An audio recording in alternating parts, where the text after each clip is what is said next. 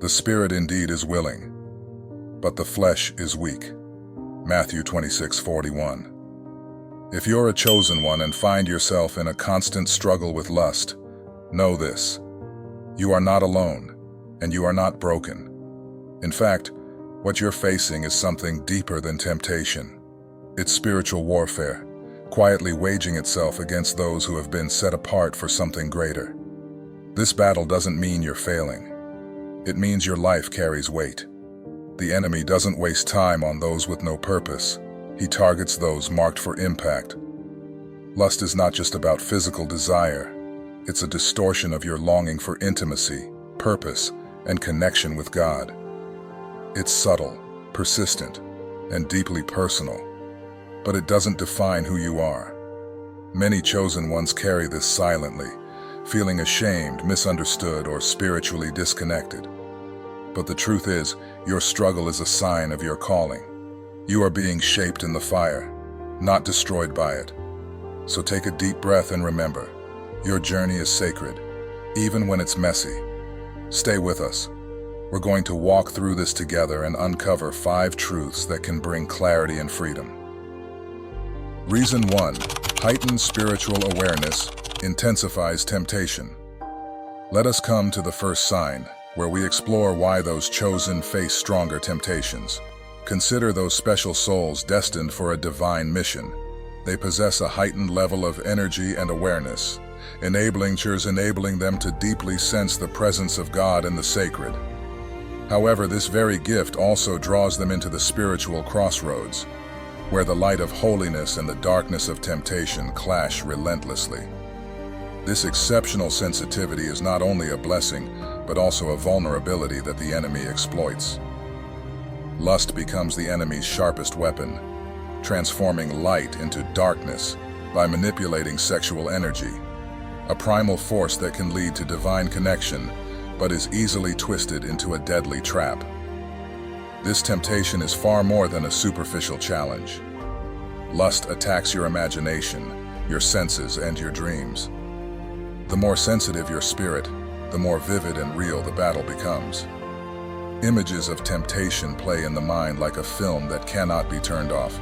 Sensations stirred through the senses trigger involuntary responses, and haunting dreams turn sleep into a chaotic battlefield.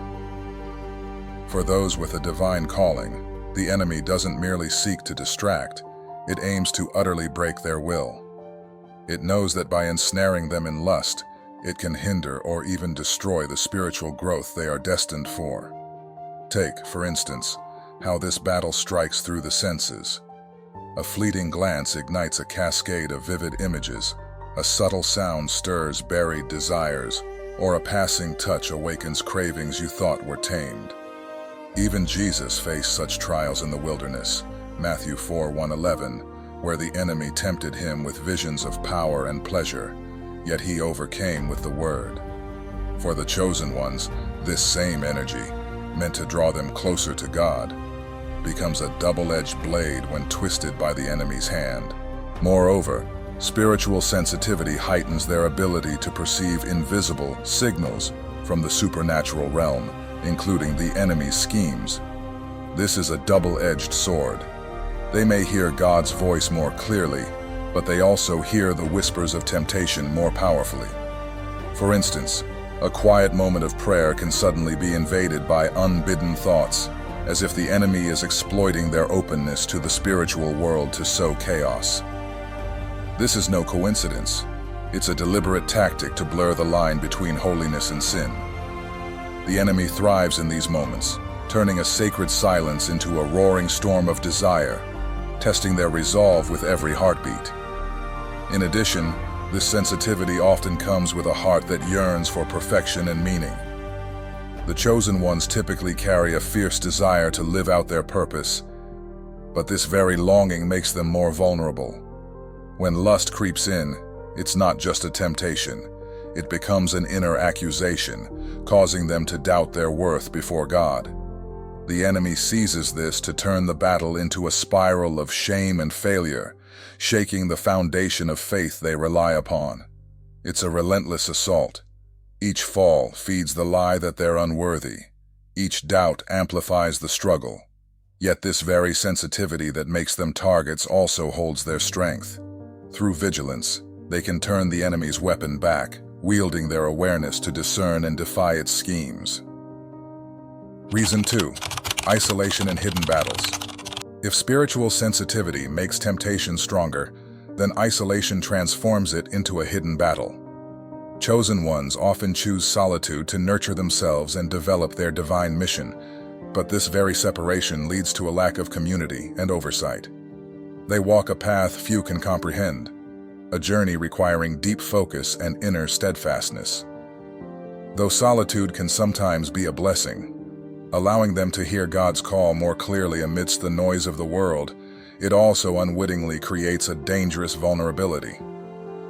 Without the firm support of a community or deep spiritual connections, they are left to fight their inner temptations alone. Loneliness heightens their need for connection, making lust all the more enticing, like a false companion amid their longing to be understood, a whisper promising warmth in the cold expanse of their isolation. The devil works best in silence, and when you're isolated, temptation feels like companionship. But it's just a shadow, a deceptive illusion that never truly fills the soul's void. This silence isn't merely the absence of external voices, it's also the lack of healthy inner dialogue. With no one to confide in, to hold them accountable, or to offer guidance, wayward thoughts easily creep in and multiply, turning into a silent yet fierce battle. Many chosen ones fall into this spiral without realizing it.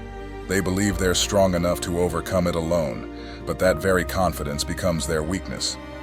The enemy exploits this, weaving a web of self-reliance that traps them further, whispering that to seek help is to admit defeat, when in truth, it's the first step toward victory. Moreover, isolation often comes with the pressure to maintain a perfect image. As bearers of a high calling, they fear judgment if their struggles are exposed, so they choose to conceal them behind a mask of strength. Yet this very concealment amplifies temptation's power, for no one can defeat an enemy in the dark without the light of external support. This secrecy breeds shame, and shame feeds the cycle of lust, turning a momentary lapse into a relentless chain of guilt and despair. Consider how even the mightiest warriors of faith, like Moses, who fled to the desert, or Elijah, who hid in a cave, faced moments of isolation that tested their resolve. For chosen ones today, the absence of a trusted confidant can mirror those wilderness seasons, leaving them exposed to the enemy's subtle snares. The weight of isolation also distorts their perception of strength. In their solitude, they may mistake endurance for triumph, convincing themselves that enduring temptation silently is a mark of spiritual maturity. But this is a lie the enemy sows. True strength lies not in battling alone, but in the courage to reach out, to let others stand with them in the fight. Without this, the hidden battle festers, draining their spirit and dimming the light of their calling. This silent struggle grows harder under the shroud of secrecy, leaving many chosen ones to suffer quietly, alone in a pain they shouldn't have to bear on their own. When all along, God's design was for His people to lift one another up, to be the hands that pull them back from the edge. Reason 3. The enemy fears your impact. But isolation doesn't just make you vulnerable. It also turns you into a clearer target in the enemy's eyes. Satan doesn't attack the ordinary. He sets his sights on those who are drawing near to spiritual liberation and have the potential to impact God's kingdom. The higher the calling, the fiercer the warfare. Lust isn't merely a natural human struggle. It's a spiritual assault crafted to distract you, drain you, and distance you from God. Lust strikes directly at the root of your power, your creative energy, your vitality, your will. The enemy knows that if he can pollute these sources of strength, he can weaken the divine fire God has placed within you, stopping you from becoming a true threat to the darkness. Many great leaders, prophets, and spiritual warriors have fallen because they underestimated the power of this battle. Think of those moments when lust isn't just a fleeting thought but a carefully laid trap, stretching across days and nights. The enemy doesn't choose you at random. He knows your worth in God's plan. He wields lust like a sharpened arrow, aiming at those who carry the greatest light, because he realizes that if you stand firm in purity, you could break chains for thousands. Your purity is power, and the enemy will do everything to pollute it, because he fears what you'll become when you're whole. He trembles at the thought of you becoming a complete warrior, spirit strong, soul pure, will unshaken. For then your influence would spread like an unquenchable flame. He doesn't strike blindly. He watches, waiting for the cracks. Those moments when exhaustion dims your vigilance or pride blinds your humility, because he knows your collapse could silence a movement before it begins. Moreover, this assault isn't just meant to make you stumble in the moment. It's designed to plant lingering seeds of doubt about your identity. When you falter before lust, the enemy whispers that you're unworthy of your high calling, that your weakness defines you. But that's a lie. The truth is he attacks because he fears the potential within you, the power to heal, to lead, to transform the world. He doesn't want you to realize that every time you rise after a fall, you become more dangerous to him. So he pours his effort into this fight, turning lust into a relentless weapon against your flesh, hoping you'll surrender before you grasp your true potential. Look at history. A pastor's scandal can shatter a congregation. A prophet's lapse can fracture a revival. The enemy calculates the ripple effect. Your fall isn't just yours. It's a blow to every soul you're meant to lift. Yet with every step you take toward purity, you defy his arithmetic, turning his fear into your fuel. Finally, remember that this battle isn't a sign of failure, but proof of your significance. If you weren't a threat, the enemy wouldn't bother. Lust is the tool he chooses because it strikes at human nature, but it's also a reminder that you were made to rise above it. When you choose to fight rather than surrender, you don't just guard your purity, you affirm the power God has placed in you. That's what he fears most, a chosen one, standing tall, ready to shift the kingdom with the strength of wholeness. Scripture echoes this in James 4:7. Resist the devil, and he will flee from you.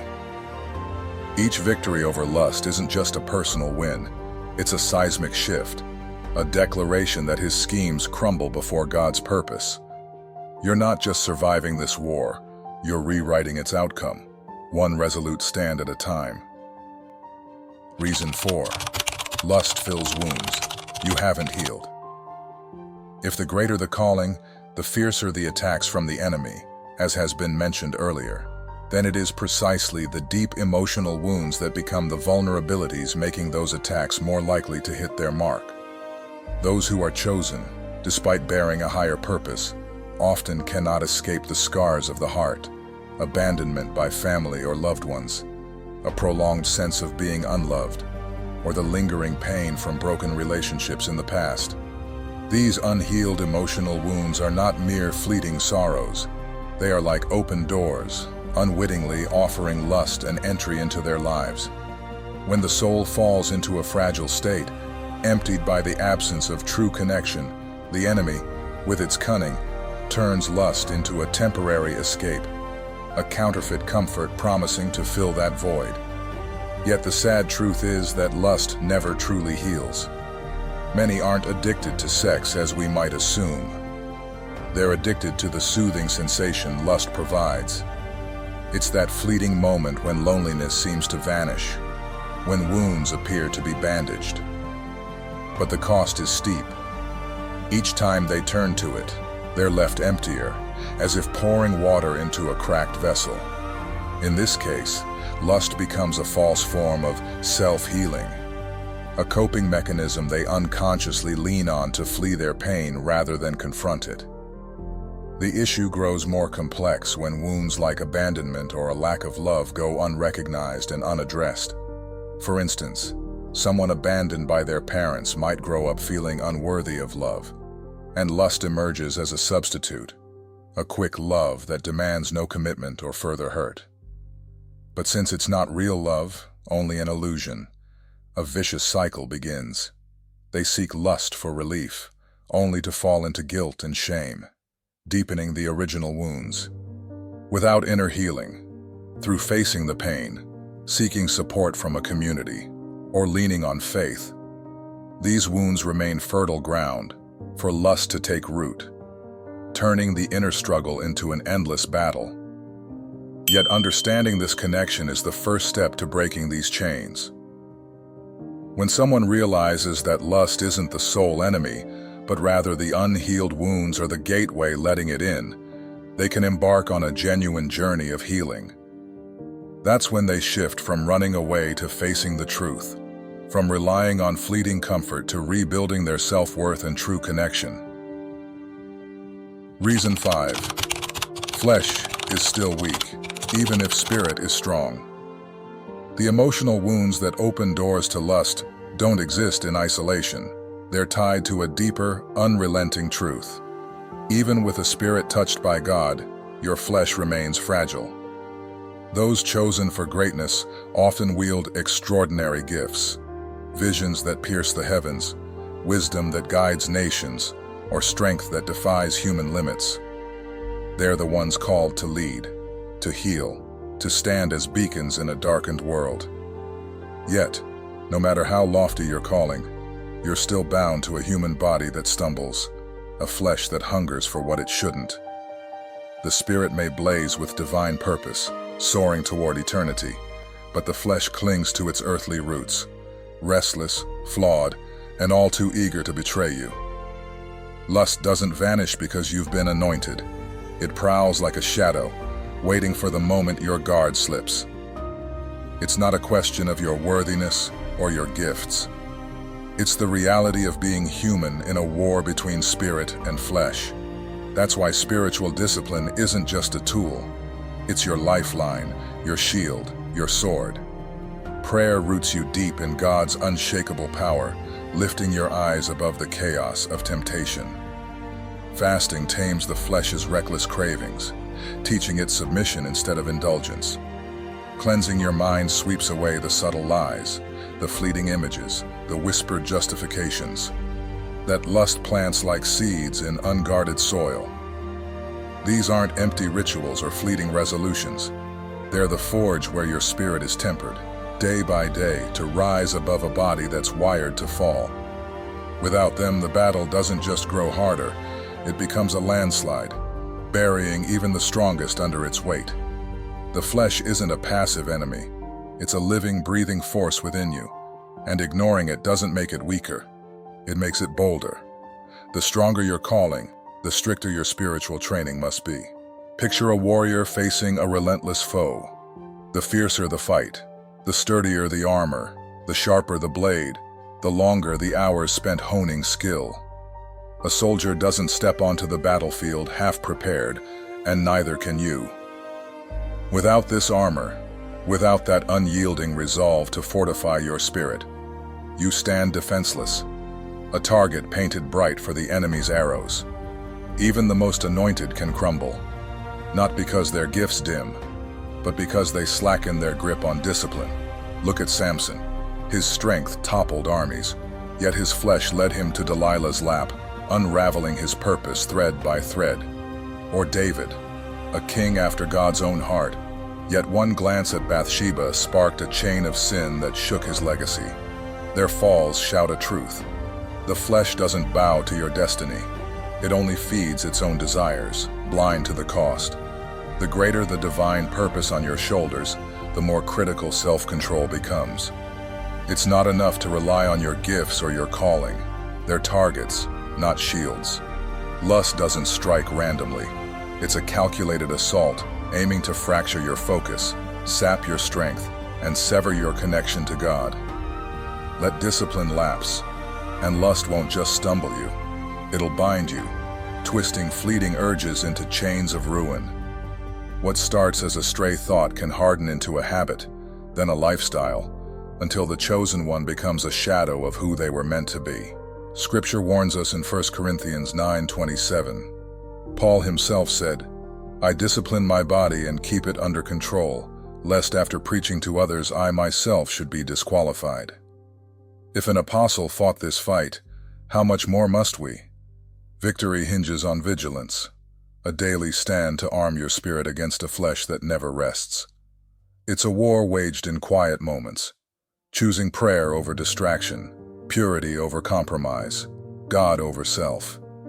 Ignore this, and the fall isn't a matter of if, but when. But hold fast, and the same flesh that drags you down can be tamed to serve the purpose you were born for. Reason 6. The world amplifies the battle. The scars of your flesh don't fight alone. They're fueled by a world that's become the enemy's loudest ally. In this age, lust isn't just a whisper in the shadows.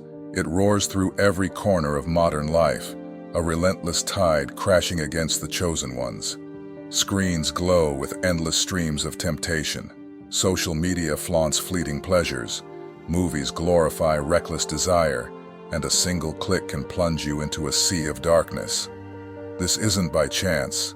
It's a calculated design.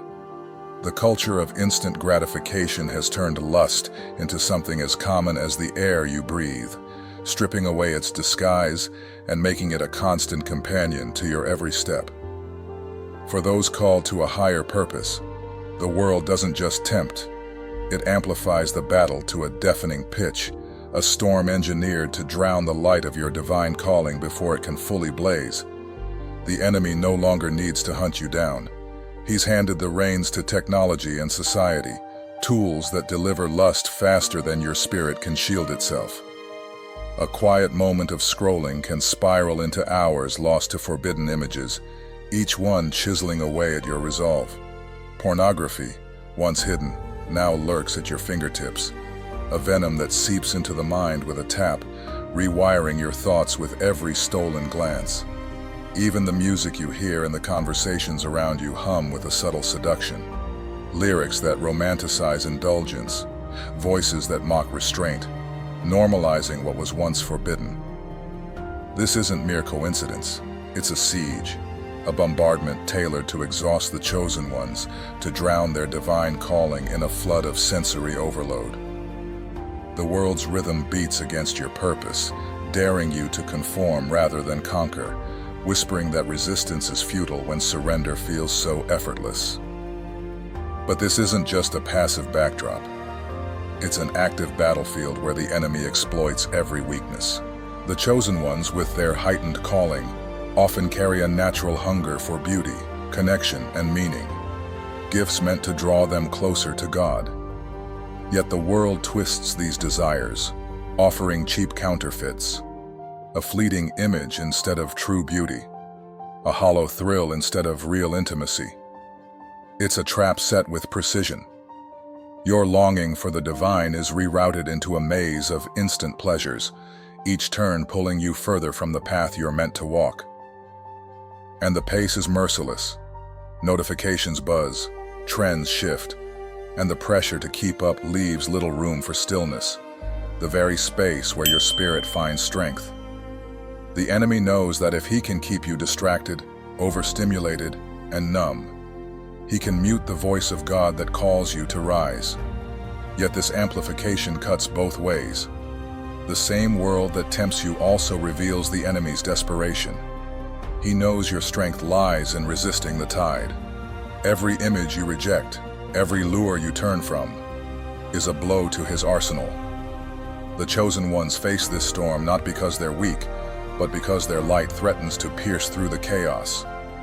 Scripture reminds us in Romans 12:2, "Do not conform to the pattern of this world, but be transformed by the renewing of your mind." This battle demands more than endurance. It calls for defiance, a deliberate stand against the current. Filter the noise. Shut off the screen when it beckons too loud. Guard your eyes. Train them to seek the eternal over the ephemeral. Seek the silence where God speaks, where the clamor fades and your purpose sharpens. The world may amplify the war, but your resolve can silence it, proving that even in the flood, your spirit stands unshaken. You're not a victim of this age. You're a warrior forged to overcome it, turning the enemy's weapon into a testament of your victory. Chosen ones, stop and listen. This isn't just lust gnawing at your soul. It's spiritual warfare, a ruthless assault on the legacy you're destined to leave behind. It's not a fleeting weakness. It's the enemy's blade, sharpened to sever your purpose, to shroud the fire God lit within you. If you've been fighting this battle in the shadows, heart pounding, spirit heavy with unspoken shame, you're not alone in the storm. The enemy thrives on your silence, but today, you can break it. Drop a line in the comments. I'm in the fight. Just that. Speak it, so you feel the weight lift, so you see a legion of warriors standing with you. Chosen ones, this isn't just lust, it's spiritual warfare. It's an attack on your legacy. Together we'll rise, unshaken, and claim the victory that's ours. You've felt it, the sharp edge of lust cutting through your quiet moments. But know this, you're not the only one under siege, nor are you powerless. This fight is real, fierce, and dangerous, yet you're surrounded by unseen allies in this battle. Through prayer, discipline, and healing, you can purge the poison and reclaim the divine strength God has woven into your soul. The enemy seeks to chain you, but God's might shatters every link.